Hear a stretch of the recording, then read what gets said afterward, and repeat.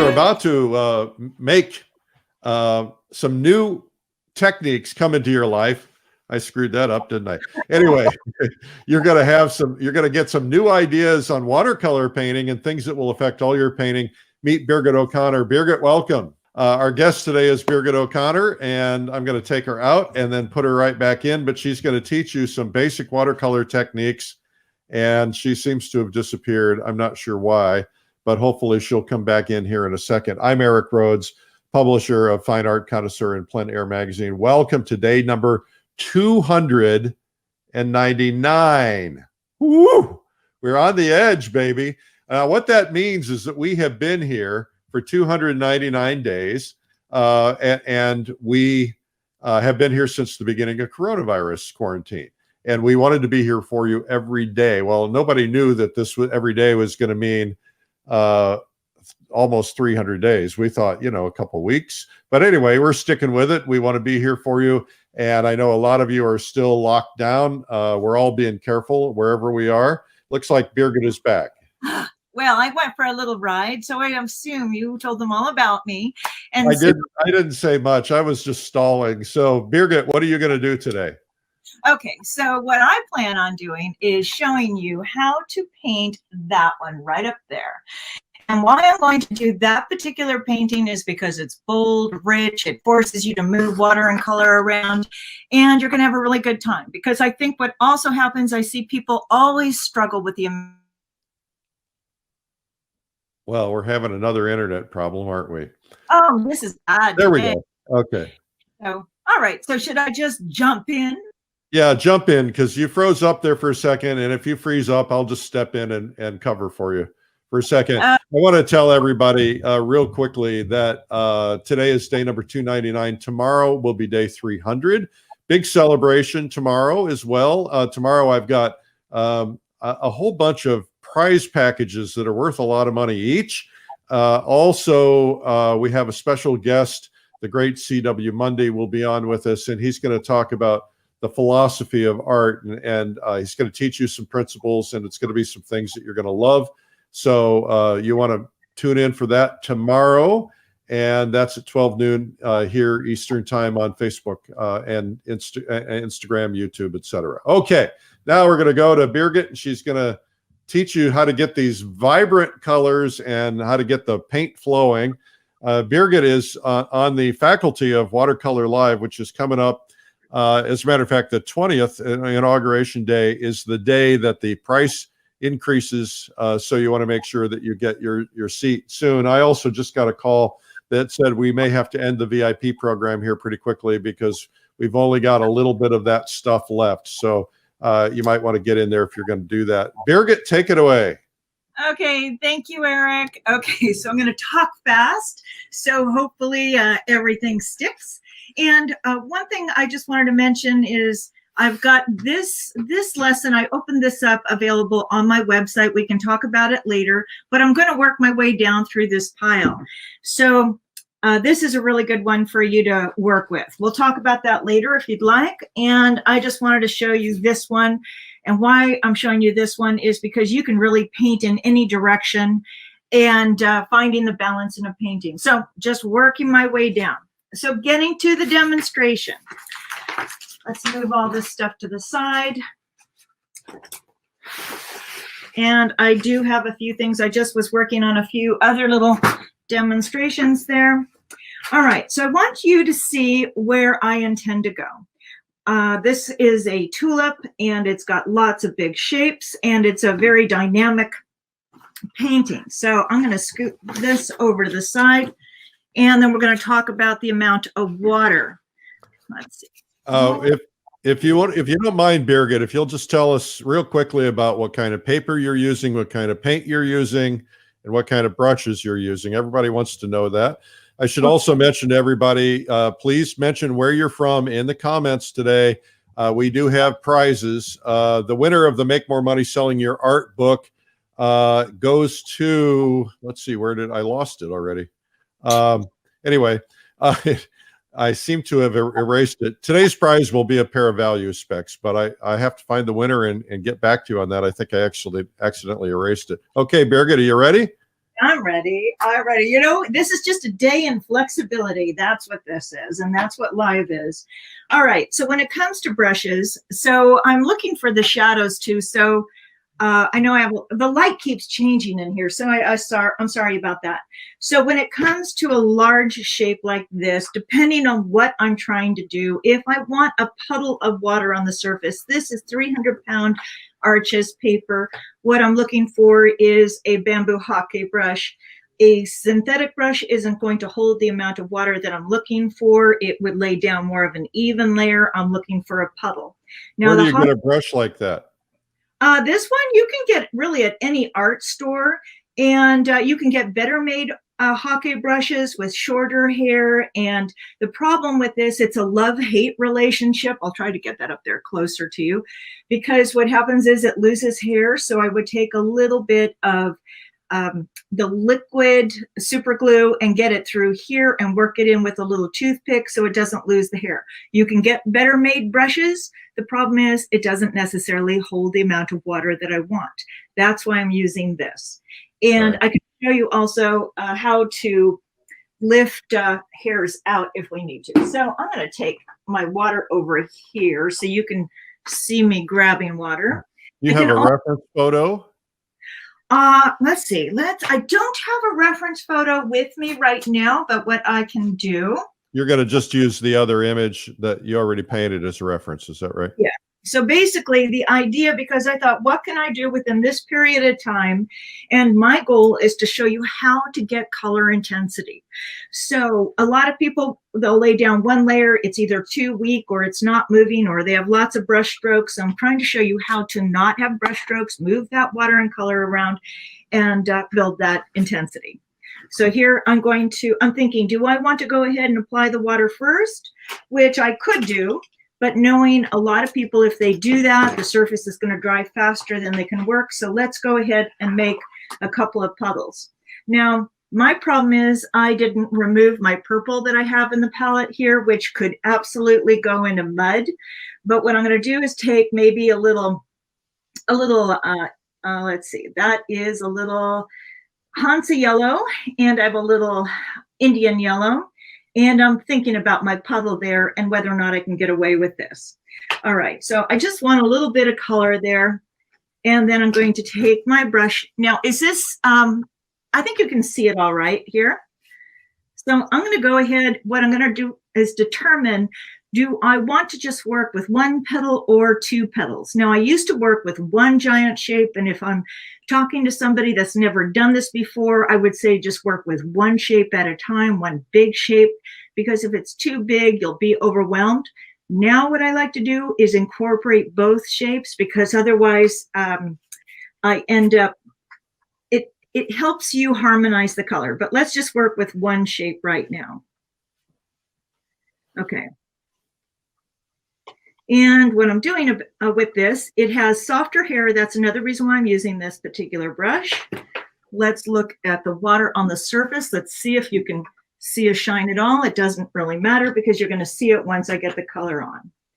So here I'm going to add a little bit of my yellow in there, and I'm just barely touching the paper surface. And if we look at the amount of water that I have in my palette here, you can see that it moves. The downside with that is with that amount of water, it could dries really, really light. And I think I'm going to get, let's see. Oh, here it is. I'm just going to use the lid here and mix some reds. I'm taking a little quinacridone magenta. That way I don't, because I usually have a slight angle to my palette, and today it's flat. So the color is going to just puddle on the bottom. I mean, it's just going to move everywhere. So I'd like to have a bit more control over this. So I'm taking a little bit of my permanent alizarin crimson. I like that color. And I'm taking my quinacridone magenta. I'm breaking up the color. I'm using the number 20 Sable Synthetic Blend because it has the spring for control. It also has the water holding ability. And I'm just grabbing my color. As you can see, I can take that What's little the brush company? This one, it's my own personal brand that people can find on my website. It's a Oh, sable cool. blend. And I'm going to go along the edge here. Now, one thing here, if we look at that, you can see how it's not moving, and that can easily create a problem for me. That's because I was talking away, and I'm going to go ahead along that edge to get a clean line right up here. And then I'm going to sweep into the center. Now, this could look really horrible, and hopefully it won't. I'm leaving enough white space in between. Okay, and I have to work fairly quickly. Then I'll take my yellow and go up to the pencil line if I'm trying to stay within an edge. And touch all those little dry spots. Go around my stamens into the center. I want variation. That's why I'm doing it this way. And I could be a little slower and cleaner and more thoughtful if I was doing it, you know, I mean, I would really approach things this way. I'm thinking about the color intensity. Is that enough color? Let's look at the puddle here. That's Question really, from the audience: how many different palettes do you normally use? I usually just use one. And when I'm doing a painting. So here we go. I wanted you to see the water and color move. Okay, so this is how we're going to get that smooth wash. And I don't attach my paper to a board. I like to leave it loose so I can have flexibility and roll it around like that. Now we've got a little dry spot right there. Now we don't want to go from here in there. What you could do is take your brush, remove the extra water, just touch it and clean up those edges, and the water will fill in the rest.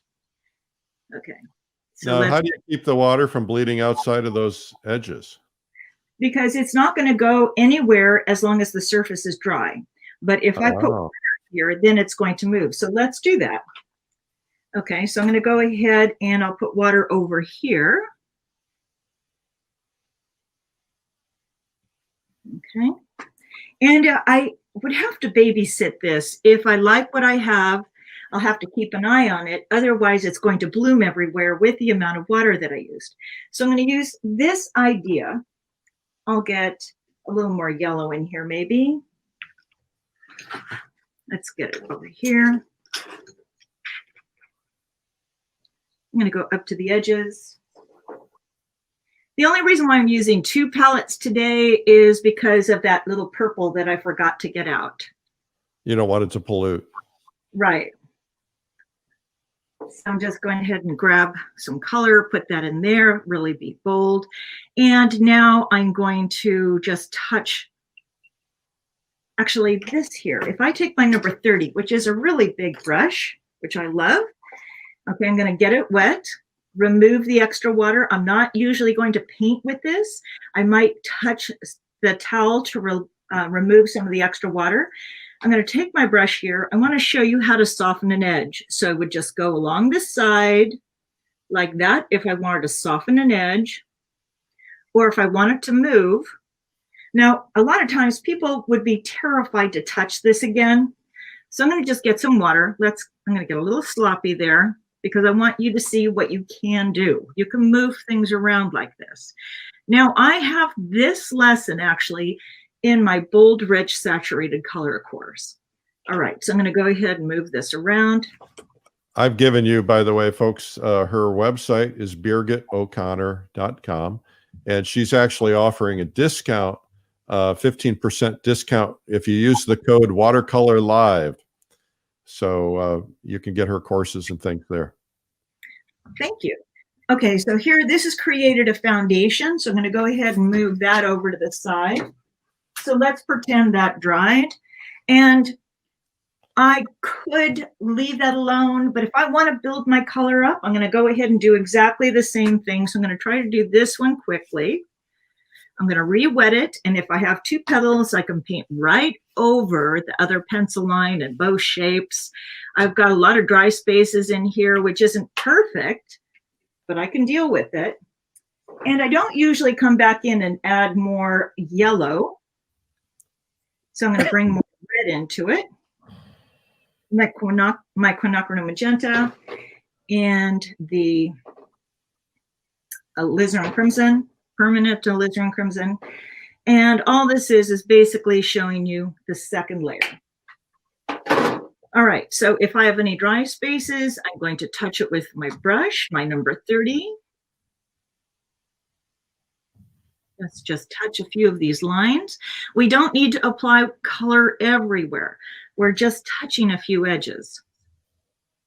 But what I do need is that puddle on the surface. Okay, let's see if you can see some of those colors move. I mean, I could take my time, but just get the idea. Let's take a look. You can see how that's moving.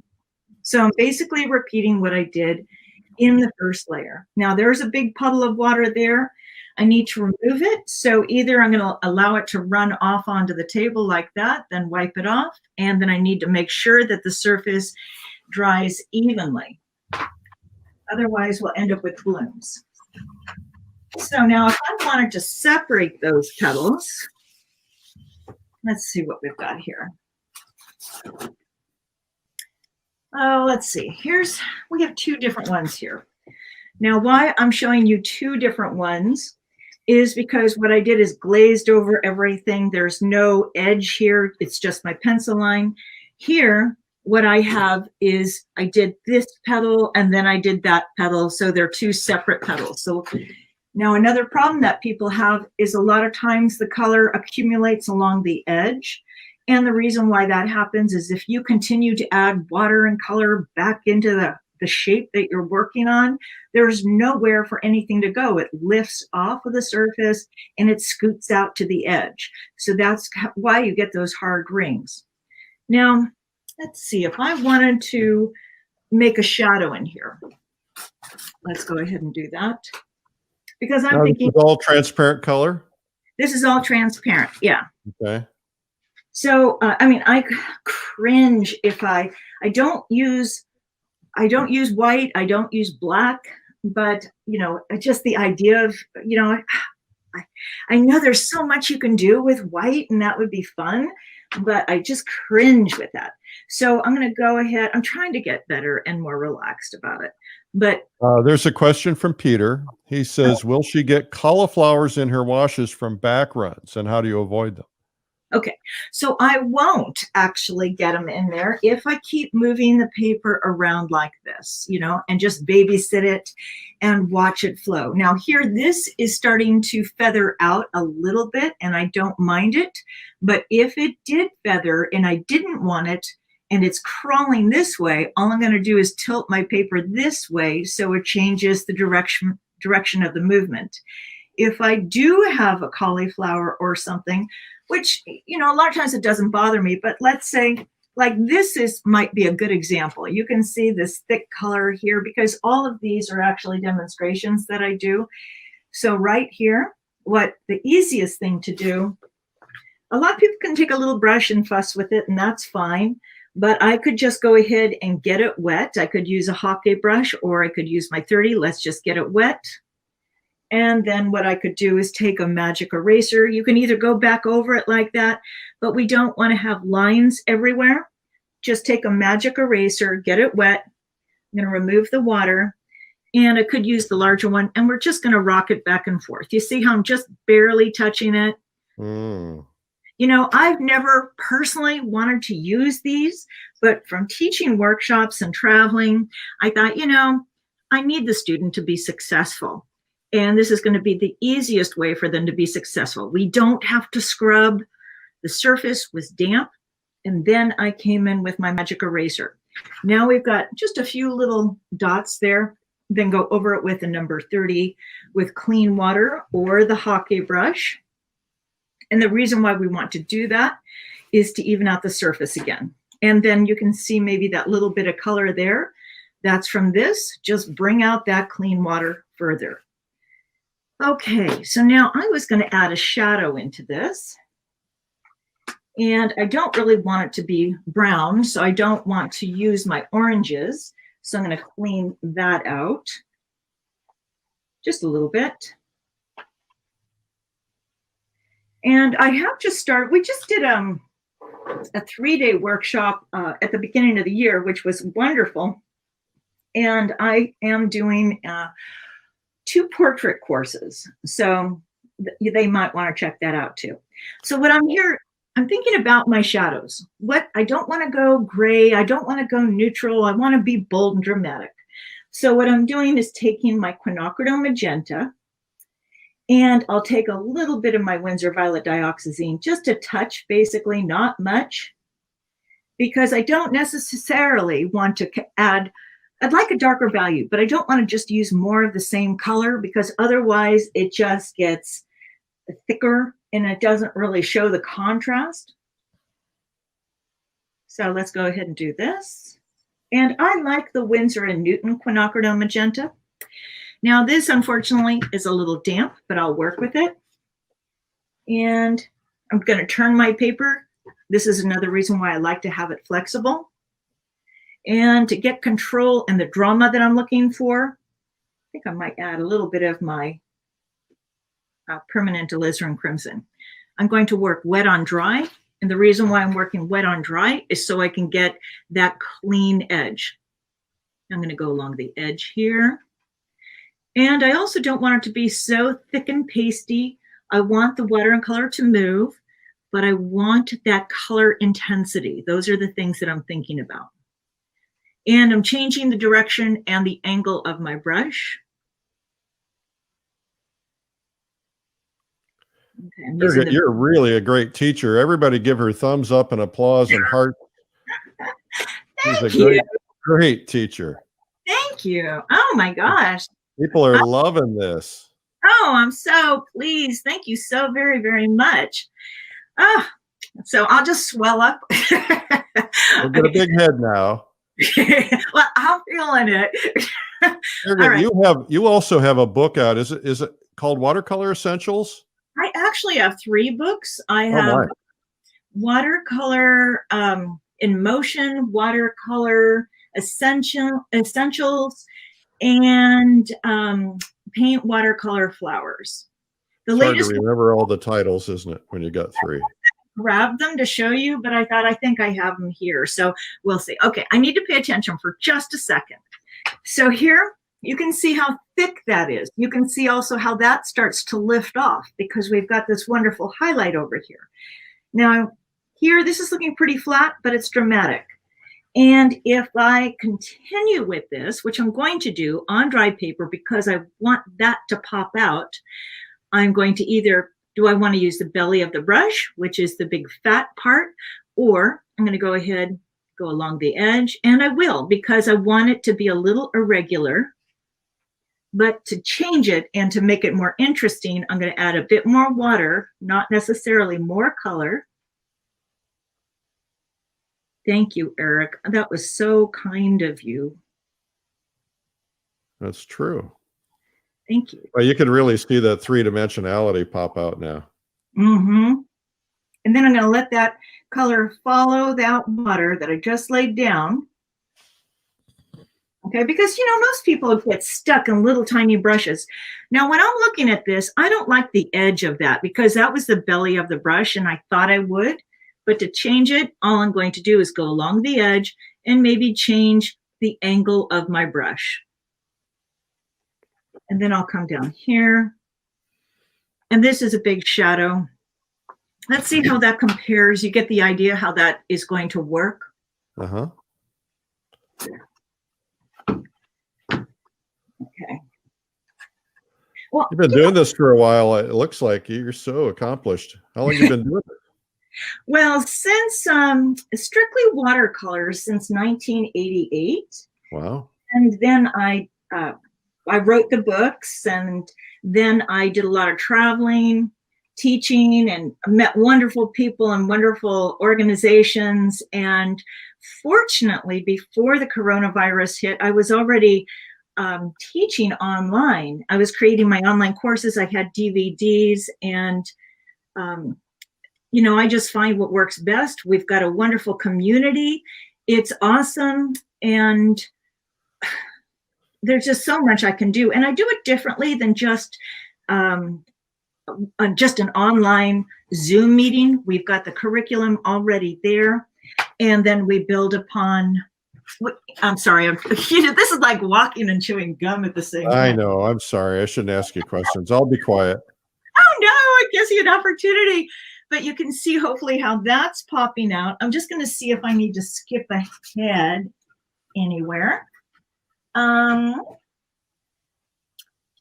see, maybe this one. Okay, so you can see if I decided to take that shadow like that and continue it to the other side. I'm happy to do this for you, but I think you get the idea. And I'll continue with that. And the reason why I chose this demonstration too is because I want people to really see it. And here you can see that. Now I've got the shadow in here and I've got a nice highlight down here. Let's take a look. Anything else? If I want to go ahead and try to curve this or get more shape, actually, let me see. Do I want to do that in anything else? No, that's okay. Let's try to curve this petal up. I'm thinking, do I want to use my synthetic brush or do I want to use my hockey brush? And the reason why I'm going to make that choice is because I want to control the stroke. So if I use the hockey brush, it's going to lay down a lot of water, a big puddle. The color is going to disperse. I'm going to get more of this effect, but I want to control my stroke and try to take advantage of my highlights. So I'm going to use my synthetic brush. Now that can be any synthetic wash brush. It's still going to lay down a puddle, but I'm able to scoop it off at the side, the extra water, just a little easier. And then I'm going to switch over to a slightly smaller brush. So I'm going to go to a number 14. My favorite brushes are my 30, 20, and 14. That's what you sell your own brushes online at birgitoconnor.com. Yes. And, I use them all for specific reasons. I'm also, when I do my portraits, I like squirrel quill brushes. And I don't have those on my website, but you can see the difference. And I use these even for smaller paintings. So I'm going to take my 14, get it wet, remove the extra water. I'm looking for my underlined shape that I already have here, so I don't need to invent it. And I'm just going to go here and go up, like that's a little dry. Now here's a problem that people have. They'll go like this and stop and get a bloom at the end. If you can see that dot there. Oops, let's see if you can see it. There you go. So how we're going to deal with that is you go like that and lift this and lift, and that's going to eliminate that dot. You're going to take your 30, remove the extra water, and I'm going to start with this one because it's the driest. I'm going to soften that edge by just going along the side and not necessarily back and forth. I'm going to go along the edge, wipe off that extra water and color, and go along this side and remove that. And then I'll soften this feathering effect. Now, actually, this is a good example right here. I came in to soften that. It's blossoming back into it. It's not really a big deal, but if it is a problem, I'm just going to go back in on the other side. I don't want to release extra water. I just want to soften that edge. So we'll just go on both sides. So at least what I'm trying to do is shape it. And this edge looks a little flat. I would basically do the same thing up here, get some background color down here, and do the same thing on that side. So let's see. So this one could use a little more shape, but I want you, hopefully you get the idea of the progression. Oh, yeah. Okay. Hey, you guys, make sure to put in the comments where you're from. We're giving away a pair of value specs for today. Comments in the replays and in the live. We'll go and pick them. So make sure you put a comment in today and be sure to be here tomorrow for day number 300 with CW Monday. So Eric, how much time do I have? Or you've got about 25 minutes. Oh, really? I thought I was doing it for 30 minutes. Oh, you mean I can switch into something else, you know? Yeah, okay. Are you okay with that? Whatever you want to do. This is your hour. I thought I had 30 minutes. I was talking super fast. Okay, so I want to know, can you ask your viewers, would they like to see how to handle? I have a really easy exercise for them. I just need to pull it out. Would they like to see how to handle stamens and negative painting for something like that? Yes, just go ahead and do it, because Okay. they're going to love it no matter what. And by the way, what you're doing here is not what you're going to be doing on Watercolor Live. What are you going to do on Watercolor Live? Well, I have a lot of things to talk about and to get them started and in the process of being able to expand into other paintings. So let's take a look at this here. All right. Okay. So here, if they took, this is not what I'm doing in Watercolor Live, and I'm thinking maybe I need to come down a little bit so you can see that. Let's try to do that. There we go. Okay, so if they took a quarter sheet of paper, I'm going to teach them, first of all, how to do this negative painting. Because when it comes to my flowers like this, all the stamens are done with negative painting. It's not done with masking. In fact, I have this right in front of me. I'm going to grab this. Now, this one is done with masking. And it has a different effect. It has a harder look to it. And in this painting, I wanted that. But in this painting, I wanted it soft. So it has a much nicer effect. Let's take a look at this too. That is all done with negative painting in the stamens. You're such a good artist. Wow. Oh, thank you. You have people watching from Israel, from New Zealand, from Holland. Let's see, who else did I see? A lot of all across the United States, of course, and Canada. Thank you for joining us. That's so nice. Question is, do you ever use other tools like cotton balls and Q-tips? No, but that's a good idea. If you need to, I haven't used a cotton ball. You know, teaching, actually, I'm inspired by everybody, and I'm always figuring out new ways. Like, I just figured this is such a tough one for people to get, the idea of the negative painting. And this is the stamens. So if they took a piece of paper like this and did maybe 6 squares and basically just did 3 lines. Is that just a number 2 pencil? It's just a number 2. This is all I use. I don't use a watercolor pencil. I don't use anything else. This is how I get my sketches in. Now, it's interesting what you just asking that. Somebody asked me the other day, how come they're not seeing my pencil lines? That's because I paint right up to the pencil line. So let's say if I'm going to do an exercise, I hope that this one will explain it. It's always tough to have people understand how this process works. So if I have 3 lines there in each box, so this gives you plenty of practice. You're going to take your color, paint up to the pencil line, like that. Leave a space. Oops. Okay. And leave a space and paint up to the pencil line and leave a space. And then do the same thing to all the boxes.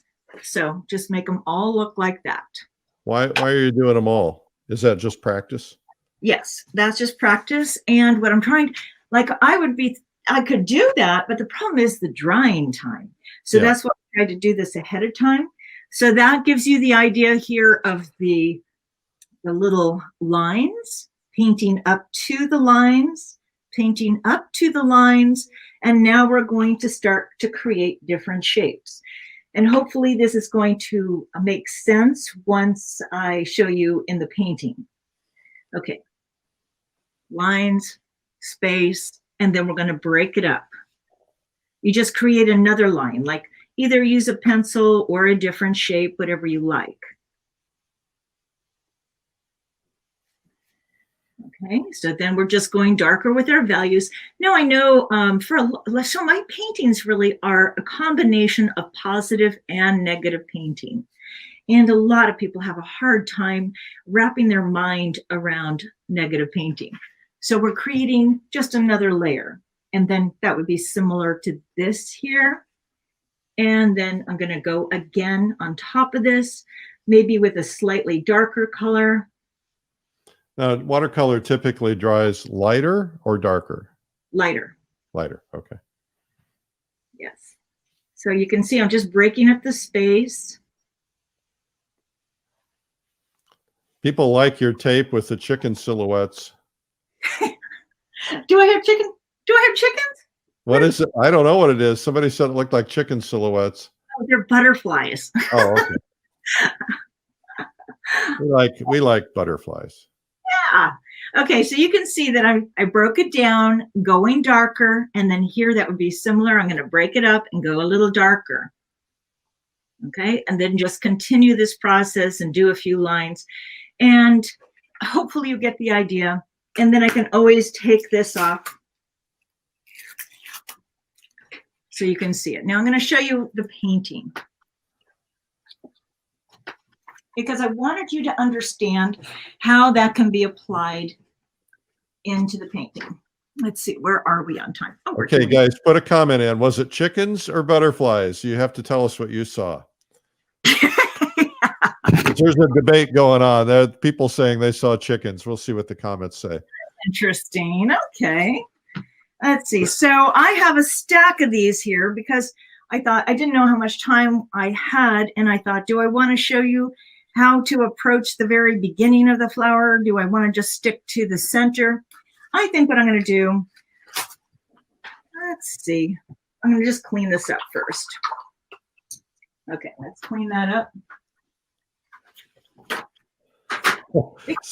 Shelley says it's a rare chicken butterfly. I like that. I like that. Yeah.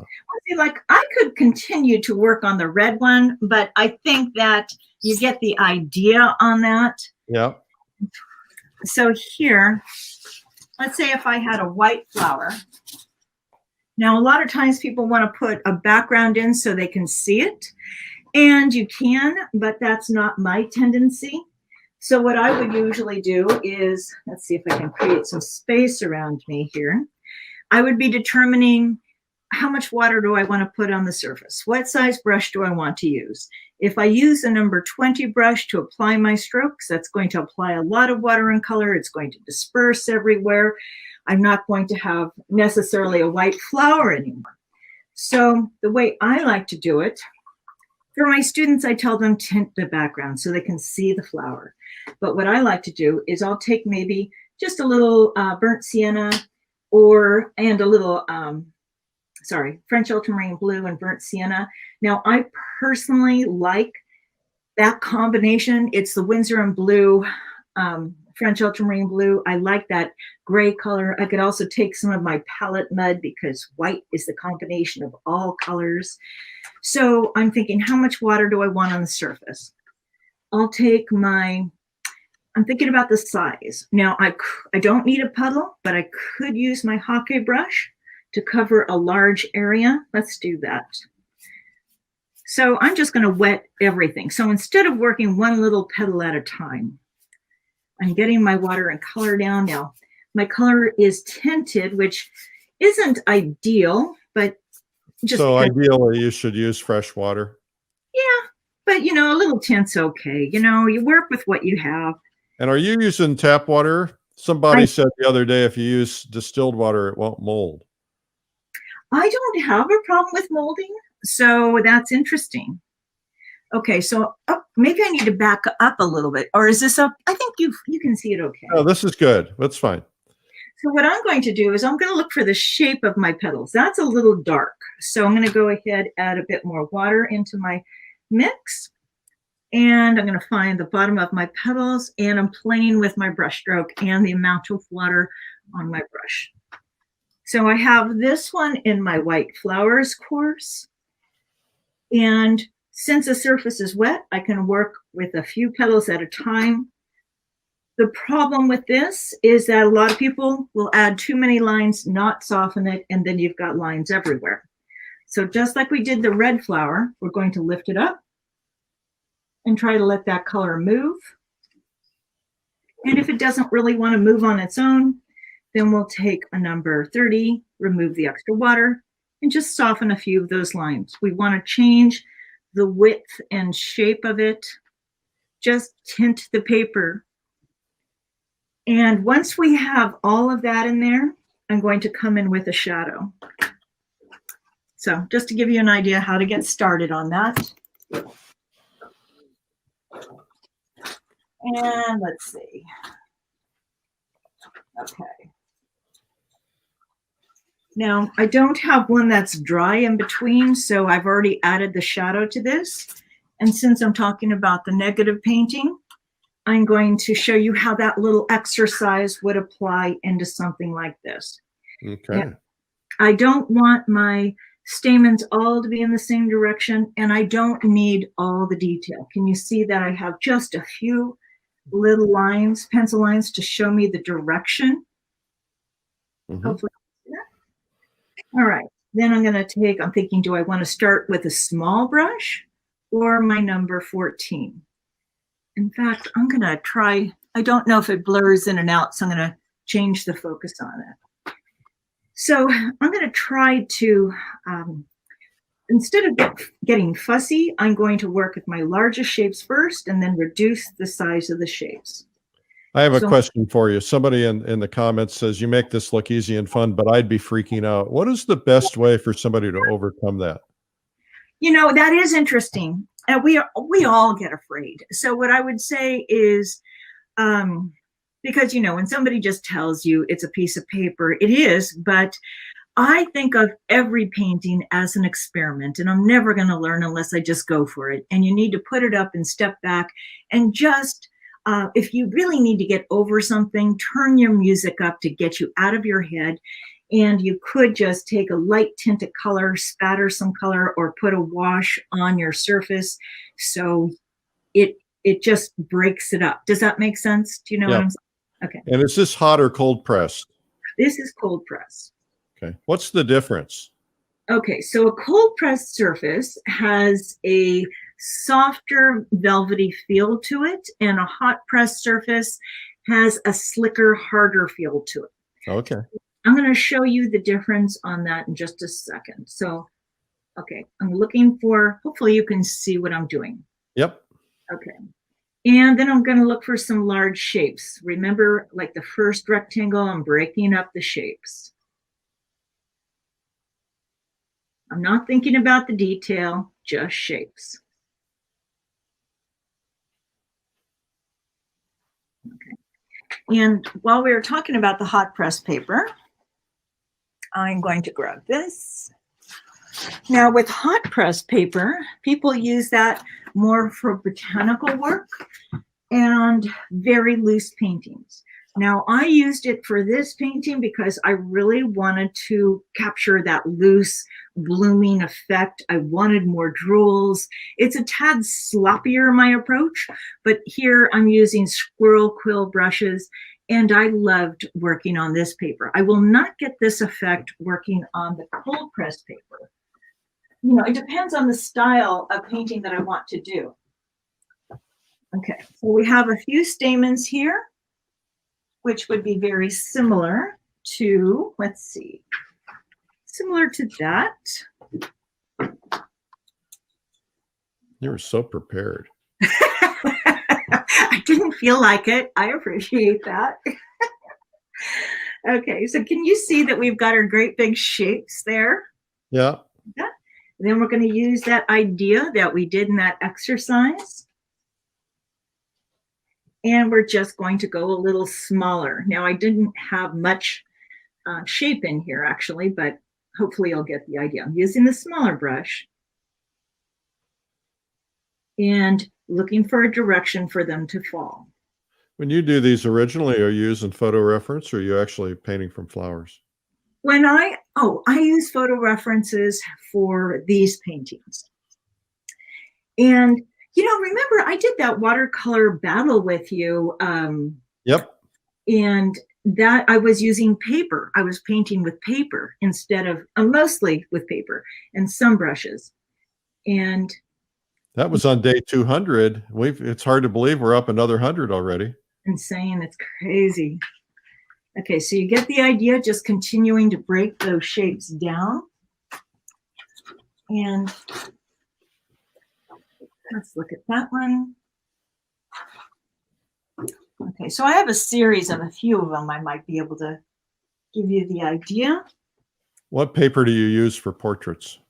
I'm using the hot press paper. I like the Lenica. Actually, I'm using the Arches paper for that. Arches hot press paper.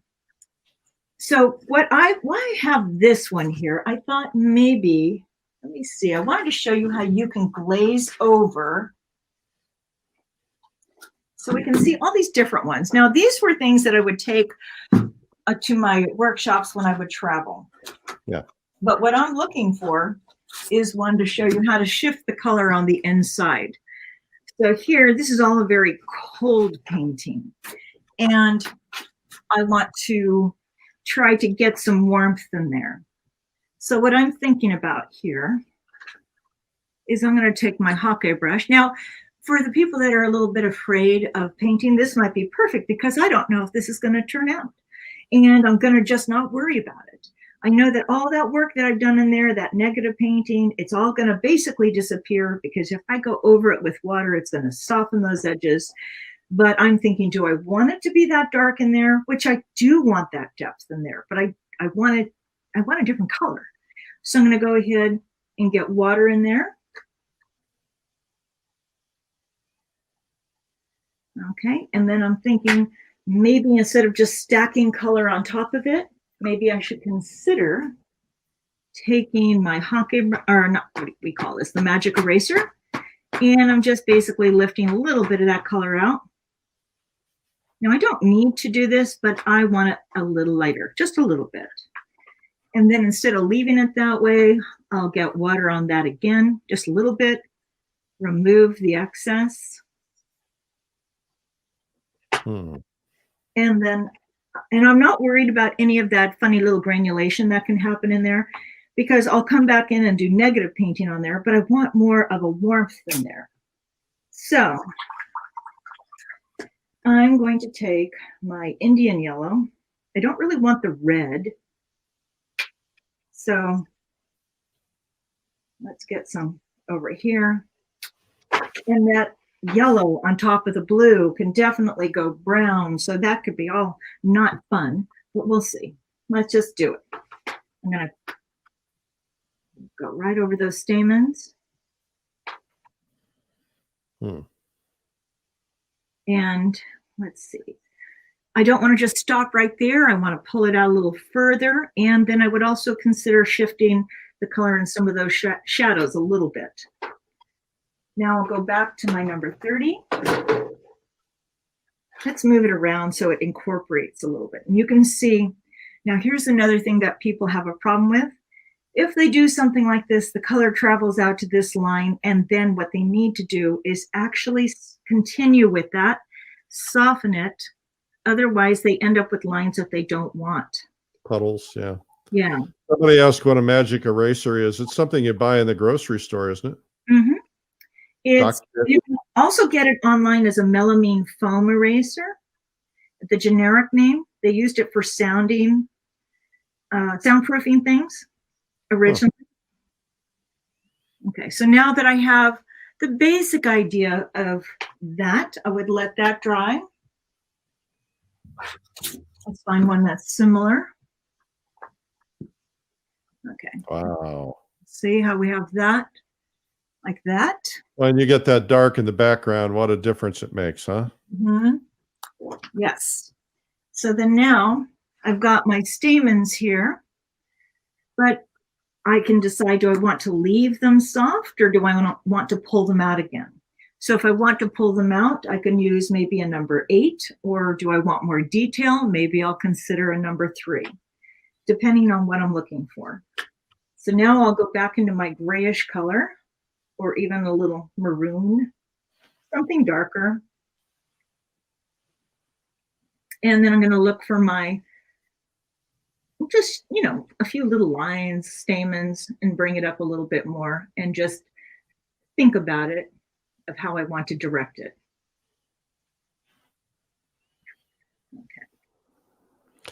Somebody said if you buy one in the store, make sure you get one that does not have cleaning product added. Exactly. Thank Soap, you. like soap. Yeah. That could be a soapy mess. Yeah, I also the detergent, we don't want to touch detergent like that. So you get the idea how that continues to do that. So that is all the main stuff, I think.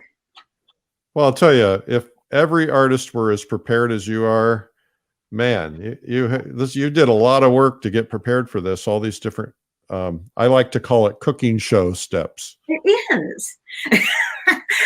Somebody just called me, actually, let's see, I was going to show you how to add a shadow on top of it, how to push that in there. The funny thing is, one of my relatives, she actually joined one of my courses, and I didn't know that until the thing started.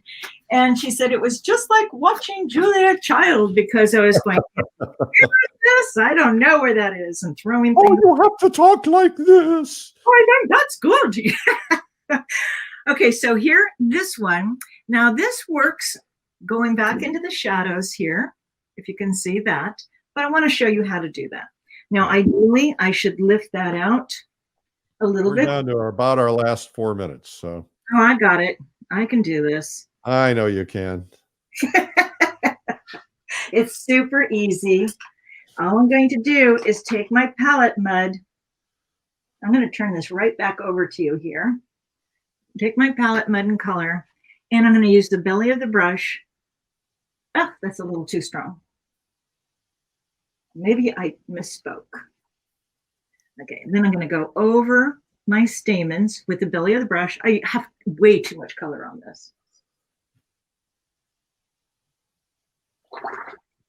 So I'll just try to tone it down with a little blue. Maybe I'll like that color after all. So this is the question I would ask myself all the time. Maybe I like that after all. But to get those stamens back, I'm going to go right over them with the belly of the brush. Now I'm going to soften this, and then I'm going to call that done, and it's going to go right back to you. Okay. Look at you. Now, I think you guys ought to share this because everybody needs to see this today. Well, thank you, Birgit. All right. Really terrific today. Thank you so much. I hope everybody will hang in there for just a second. I've got a couple of things I want to tell you. First off, speaking of following, I would love it if you would follow me. I've got to get my numbers up, and that would be helpful. If you go to Instagram and follow me, I can do more things if I get my numbers up a little bit higher. So that would be great. Just Eric Rhoads. And I think that's it for today. I'm Eric Rhoads, publisher, fine art connoisseur, and Plein Air magazine. Remember that you got to keep your head in a positive place. All the things that have been going on in 2020 and now 2021, pretty crazy. And we just have to keep ourselves mentally healthy so that we can get through it. And the best way to do that is to avoid doom scrolling, avoid the news. I mean, you don't want to put your head in the sand, but, just don't get upset. Don't allow it to upset you. It's very easy to sit there for hours and get out and do something fun. If you're allowed to take a walk, or if you're allowed to get out, or at least, do some painting in the house, try some of these new techniques. Yesterday, I'm working on something. I have been cleaning out my studio, and I found a painting I started 30 years ago. I had done an underpainting, and it's a copy of the Dürer painting, the self-portrait. So I decided to get it out and start trying some techniques, some layering techniques that I hadn't done in years. And so I'm not getting very good progress yet, but it's a lot of fun to think about. So, and take advantage of the time. We're going to look back on this time when we're stuck at home and say, gee, I wish I had that time back. I wish I had time to read a book, to clean the garage, to do these projects that I've wanted to get done. And if you're just sitting around doom scrolling the whole time, you're wasting time. So let's get at it. Let's have some fun. Let's get out there, and please have a terrific day. I'm Eric Rhoads, publisher, fine art connoisseur, Plein Air magazine, and I'll be here tomorrow for day 300 celebration with big prizes, and we'll see you then. Check us out on YouTube and Facebook. YouTube, by the way, has well over 299 times 2, because we do it twice a day, once at noon and once at 3, which is different content. And so all of that is on YouTube. You just go to Streamline Art on YouTube. Search Streamline Art. Thanks for watching today.